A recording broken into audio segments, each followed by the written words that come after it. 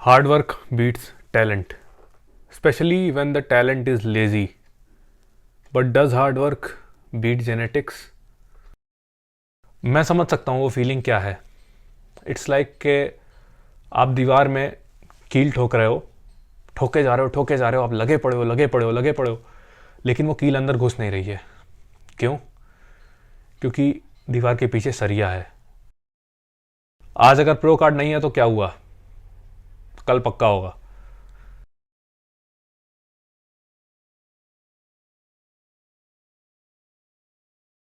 तो आज जिस टॉपिक के ऊपर मैं बात करने वाला हूँ वो मे भी थोड़ा सा कंट्रोवर्शियल हो जाए, और आप में से बहुत सारे लोगों को हो सकता है मेरी बात पसंद ना भी आए. बॉडी बिल्डिंग एक ऐसा स्पोर्ट है which solely depends on one factor, that is how you look on stage.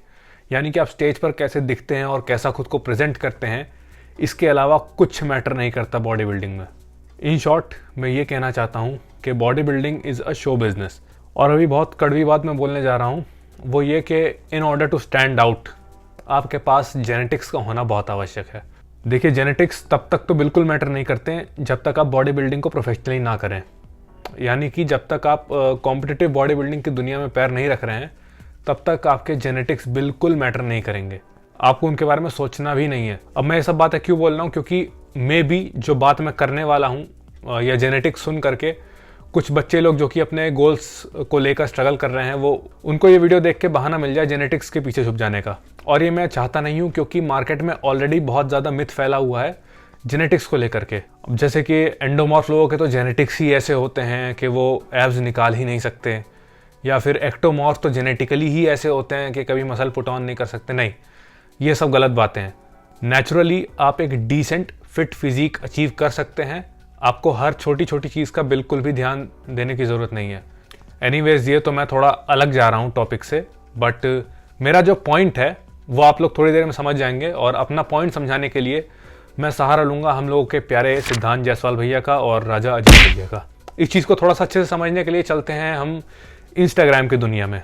तो आ जाते हैं हम सबसे पहले राजा अजीत भाई के पेज पे. तो यहाँ अगर मैं सबसे नीचे जाता हूँ, एकदम नीचे, इनकी एकदम शुरुआती पोस्ट देखने के लिए, तो 2015-16 वो साल है जहाँ पर अजीत भाई वॉज गेटिंग स्टार्टेड.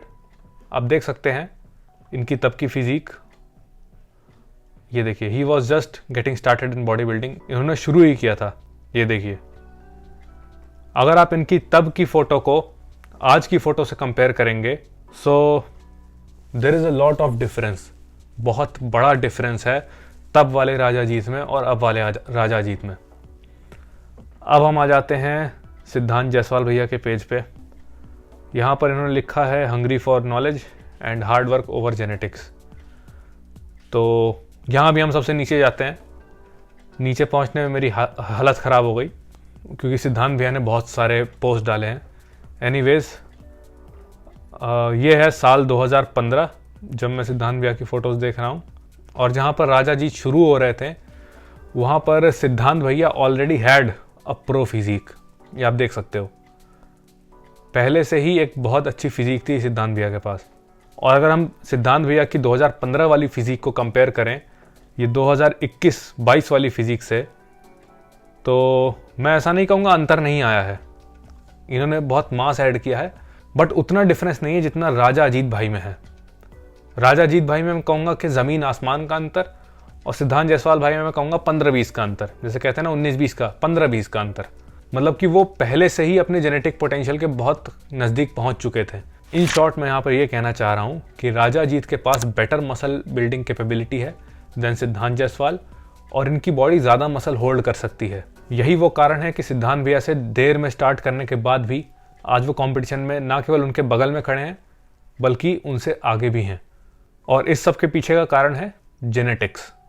अब मैं ये नहीं कह रहा हूँ कि सिद्धांत भैया के जेनेटिक्स ख़राब हैं, नहीं, मैं बस ये कह रहा हूँ कि राजा जीत भाई के थोड़े से बेटर हैं. यही इस बॉडी बिल्डिंग स्पोर्ट का प्लस पॉइंट भी है कि जो लोग जेनेटिकली ब्लेस्ड हैं उनके पास एक एज रहता है. और यही स्पोर्ट का कर्स भी है कि जो लोग ब्लेस्ड नहीं होते हैं जेनेटिकली, वो बस एक एज से रह जाते हैं. माइंड मी, मैं यहाँ पर अजीत भाई की मेहनत को डिसरिगार्ड नहीं कर रहा हूँ जेनेटिक्स का नाम दे करके. मेहनत उन्होंने भी की है, एफर्ट उन्होंने भी डाला है. देखिए, मैं आपको समझाता हूँ. 100% डाला सिद्धांत भैया ने, 100% डाला अजीत भैया ने. ठीक है। रिजल्ट में सिद्धांत भैया का आया 100% और अजीत भाई का आया 101%। वो 1% का जो एज है जो सिद्धांत भैया के ऊपर मिला, वो उनको खुद की मेहनत की वजह से नहीं मिला, वो उसकी वजह से मिला जो वो लेकर आए हैं अपने माता पिता से, यानी कि अपने जेनेटिक्स के कारण उनको वो हल्का सा एज मिला सिद्धांत भैया के ऊपर। तो अब कॉम्पिटिटिव बॉडी बिल्डिंग में थोड़ा सा रोल समझ लेते हैं जेनेटिक्स का। तो आपके मसल बेली का शेप, यानी कि आपकी मसल का शेप कैसा है, ये डिपेंड करेगा आपके जेनेटिक्स पर। आपके हाथ में क्या है? आपके हाथ में है उस मसल का साइज, उसको आप घटा बढ़ा सकते हैं, बट आप उसका शेप नहीं बदल सकते। क्यों? क्योंकि शेप आपका पहले से डिसाइडेड होता है और वो आपके जेनेटिक्स के कारण होता है। अब कंपटीशन में मान लीजिए जो जजिंग पैनल बैठा है, उस टाइम पे उसको किसी पर्टिकुलर बंदे का मसल बेलीज का शेप बहुत पसंद आया, कि मसल का शेप बहुत अच्छा है, और इसमें उस बंदे का कोई हाथ नहीं है, क्योंकि उसने अपने माता पिता खुद तो जाके खोजे नहीं। Everything was destiny. वो ऐसा है क्योंकि नेचर ने उसको ऐसा बनाया है, तो उसको अपने जेनेटिक्स के कारण प्रेफरेंस मिल जाएगी उस बंदे के ऊपर जो उसके जितनी मेहनत करके आया है, या फिर शायद उससे भी ज़्यादा मेहनत करके आया है। अब फॉर एग्जांपल किसी की एब्स जो हैं, आपके जो 6 पैक एब्स होते हैं बिस्किट्स, वो टेढ़ी मेढ़ी हैं, है ना, और किसी की सिमेट्रिकल हैं, एकदम प्रॉपर शेप में है, सोने के बिस्किट की तरह। अब इसमें ऐसा तो नहीं है कि जिस बंदे की टेढ़ी मेढ़ी एब्स है उसने कुछ गलत किया होगा कि उसकी एब्स ऐसी हैं। ऐसा भी नहीं जिस बंदे की सिमेट्रिकल है उसने कुछ जादुई एक्सरसाइज की होगी इस वजह से उसकी एब्स सिमेट्रिकल है। नहीं, इसमें 100% रोल है जेनेटिक्स का। आपके मसल्स का शेप कैसा है, इंसर्शंस अभी आगे मैं बताऊंगा उसके बारे में।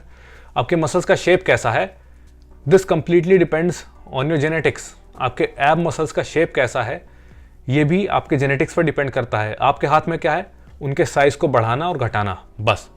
अब ऐसे केस में मान लीजिए 2 एथलीट कॉम्पीट कर रहे हैं, एक के टेढ़े मेढ़े एब्स हैं और एक के सिमेट्रिकल हैं। भले मेहनत दोनों ने बराबर की है, बट प्रेफरेंस किसे मिलेगी? उसे मिलेगी जिसके सिमेट्रिकल एब्स हैं, and because of his genetics वो सिमेट्रिकल एब्स वाला बंदा जीत जाएगा, क्योंकि body building is a show business. Cricket, football, hockey और भी बहुत तरह के स्पोर्ट्स में अगर आप जी जान लगा के मेहनत करो तो हो सकता है कि आप बेस्ट बन जाओ, बट इन बॉडी बिल्डिंग अगर आपको बेस्ट बनना है तो उसके लिए आपके साथ जेनेटिक्स ज़रूर होने चाहिए। Imagine losing because of something which is not in your hand. मतलब आप किसी ऐसी चीज़ के कारण हार गए जो कि आपके हाथ में ही नहीं है, जहाँ पर स्कोप ऑफ इम्प्रूवमेंट ही नहीं है कोई। जो आप लोग देखते हो कि कुछ लोगों के 8 पैक एब्स हैं और कुछ लोगों के 6 पैक एब्स ही रह जाते हैं, ऐसा क्यों? इसके पीछे का कारण क्या है? बहुत से नए लोग सोचते हैं कि अगर हम ज़्यादा मेहनत करेंगे तो हमारे भी नीचे वाले 8 पैक्स आ जाएंगे, लेकिन ऐसा नहीं है। आपके 6 पैक आएंगे या 8 पैक आएंगे या 4 पैक आएंगे, ये डिपेंड करता है आपके जेनेटिक्स पर। यदि आपके पास 8 पैक एब्स हैं तो धन्यवाद दीजिए भगवान का और अपने माता पिता का, और अगर नहीं है तो रोइए मत, क्योंकि आप इसमें कुछ नहीं कर सकते, तो रोने से कुछ नहीं होगा। अब सपोज करिए एक स्टेज पर 2 एथलीट्स हैं, है ना, दोनों का साइज ऑलमोस्ट सिमिलर है और कंडीशनिंग भी बहुत अच्छी लेकर आए हैं दोनों लोग, बट एक के पास हैं 6 पैक एब्स और एक के पास हैं 8 पैक एब्स। अब जजेस को क्या लगेगा प्लीजिंग देखने में? ऑब्वियसली 8 पैक एब्स लगेंगे प्लीजिंग। तो उससे क्या हुआ, उस 8 पैक एब्स वाले बंदे को 6 पैक एब्स वाले बंदे के ऊपर प्रेफरेंस मिल गई। क्यों? क्योंकि वो अच्छा दिखता है उन 2 एक्स्ट्रा पैक्स की वजह से, और उसमें कुछ उसने एक्स्ट्रा एफर्ट डाला जो 6 पैक वाला नहीं डाल पाया। नहीं, वो ऐसा ही बना था, वो पैदा हुआ था उसको लेकर के। तो चलिए अब बात कर लेते हैं बोन स्ट्रक्चर की। जी हाँ, किसके पास कैसा फ्रेम है ये भी डिपेंड करता है आपके जेनेटिक्स पर। वाइड शोल्डर और नैरो वेस्ट का अगर आपके पास फ्रेम है तो आप बॉडी बिल्डिंग के लिए परफेक्ट हैं। मैं ये नहीं कह रहा हूँ कि अगर आपके पास अच्छा फ्रेम नहीं है तो आप कॉम्पीट नहीं कर पाओगे, नहीं, ऐसा बिल्कुल नहीं है, आप बिल्कुल कॉम्पीट कर पाओगे। बट अगर उसी स्टेज पर बाकी लोग भी आपके साथ में कॉम्पीट कर रहे हैं जिनका फ्रेम जेनेटिकली आपसे बेटर है, तो उनको प्रेफरेंस मिल जाएगी आपके ऊपर, और आप शायद उनसे पीछे रह जाएं, क्योंकि it's all about how you look. मतलब आप उस चीज़ के कारण हारेंगे जो कि आपके हाथ में भी नहीं है। How sad. एक और फैक्टर आ जाता है, वो है आपका मसल इंसर्शंस, यानी कि आपकी मसल्स कहाँ जाकर जुड़ रही हैं, ये भी बहुत मैटर करता है आपके एस्थेटिक्स को बेटर दिखाने में। जैसे कि आपके जो बाइसेप मसल्स हैं, ये ओरिजिनेट होते हैं आपके ग्लेनोह्यूमरल जॉइंट से और आपके स्कैपुला ब्लेड से, और अटैच होते हैं आपके एल्बो जॉइंट में। अब कुछ लोगों का क्या होता है, बाइसेप वो थोड़ा दूर जाके अटैच होता है, और इस केस में उनका जो टेंडन की लेंथ होती है वो छोटी होती है। ऐसे में क्या होता है, उनके आर्म की जो मसल होल्डिंग कैपेबिलिटी है वो बढ़ जाती है। क्यों? क्योंकि उनका टेंडन छोटा है। अब एक और केस ले लेते हैं जहाँ पर आपका जो बाइसेप है वो थोड़ा पहले ही जुड़ जा रहा है। ऐसे में क्या होगा, आपके टेंडन की लेंथ लंबी होगी और आप उतना मसल तो नहीं ऐड कर पाएंगे अगर आप कंपेयर करें शॉर्ट टेंडन वाले बंदे से अपने आप को। बट हाँ, आपकी जो पीक होगी, बाइसेप पीक, वो थोड़ा बेटर निकल करके आएगी। Same goes with abs. मैंने पहले बताया था जो टेढ़े मेढ़े एब्स होते हैं because of poor muscle insertions, और इसमें आप कुछ नहीं कर सकते, जेनेटिक्स। किसी के लैट्स पूरे नीचे तक आकर के इंसर्ट हो रहे हैं, कुछ के ऊपर ही अटैच हो जा रहे हैं, इसमें आप कुछ नहीं कर सकते। It's all due to your genetics. वो तो जजेस की मर्जी है, उनको क्या पसंद आ जाए स्टेज पर, गॉड नोज। देखिए, अगर आप दो बंदों को एग्जैक्ट सेम तरह की ट्रेनिंग, डाइट, रेस्ट और गियर भी दें, तब भी रिजल्ट दोनों का सेम नहीं आएगा, क्योंकि अलग अलग बॉडीज एक ही स्टिमुलस का अलग अलग तरीके से रिस्पॉन्स देती हैं। और ऐसा नहीं है कि सेम तरह का विटामिन एस ले लेने से सबको सेम रिजल्ट आएगा, टॉप नॉच रिजल्ट आएगा ना। इसमें भी कुछ इंपॉर्टेंट फैक्टर्स हैं जो कि आपके जेनेटिक्स कंट्रोल करते हैं, लाइक आपके रिसेप्टर की सेंसिटिविटी, आपके एंड्रोजन सेंसिटिविटी। अब क्योंकि सबकी एंड्रोजन सेंसिटिविटी अलग अलग होती है, इसीलिए एक ही ड्रग से लोग अलग अलग तरह का रिस्पॉन्स देते हैं। और इन्हीं सब चीज़ों को ध्यान में रखा जाता है ड्यूरिंग सिलेक्शन ऑफ कंपाउंड्स, कि कौन से कंपाउंड किसको सूट करेंगे और कौन से कंपाउंड किसको साइड इफेक्ट देंगे और कैसा साइड इफेक्ट देंगे। इसीलिए एक अच्छा प्रेप कोच जो होता है वो लाखों चार्ज करता है। क्यों? क्योंकि वो आपकी जेनेटिकल हिस्ट्री देखता है, आपका डिटेल्ड ब्लड वर्क एनालिसिस करता है, उसके बाद फिर वो डिसाइड करता है कि कौन से कंपाउंड्स आपको देने हैं और कौन से नहीं देने हैं। So cycle selection is a very complicated thing. इसमें सब कुछ इन्वॉल्व होता है, आपकी लाइफ का सवाल है। और 2-3 गधे यूट्यूब पे बैठे हैं, एक बोर्ड लेकर के वीडियो बना देंगे, 70 किलो के हो तो इतना सामान लो, 80 किलो के हो तो इतना लो, 90 किलो के।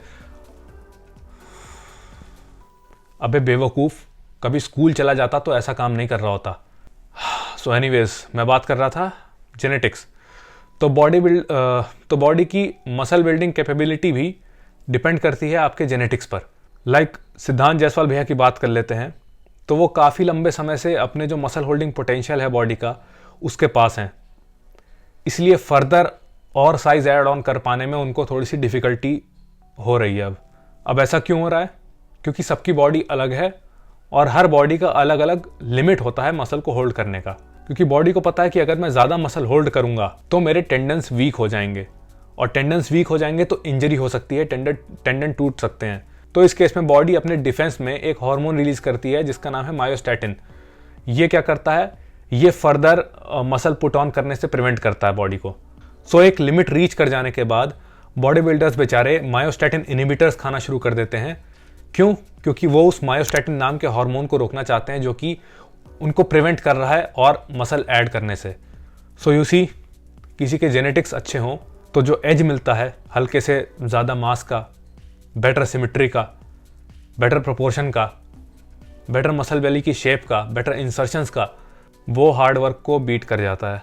सो बॉडी बिल्डर्स ये सब जानते हुए भी अपने आप को इम्प्रूव करते रहते हैं, लग करके मेहनत करते हैं, सिर्फ उस एक मोमेंट के लिए, वो जो स्टेज वाला मोमेंट होता है उसके लिए। आई मीन गजब का डेडिकेशन है। एक एथलीट के माइंडसेट को हम कभी नहीं समझ पाएंगे। अब हमारे सिद्धांत भैया को ही देख लो। भैया डीमोटिवेट मत होना, हर जगह आप ही को एग्जाम्पल के रूप में इसलिए ले रहा हूँ क्योंकि आप अपने हो।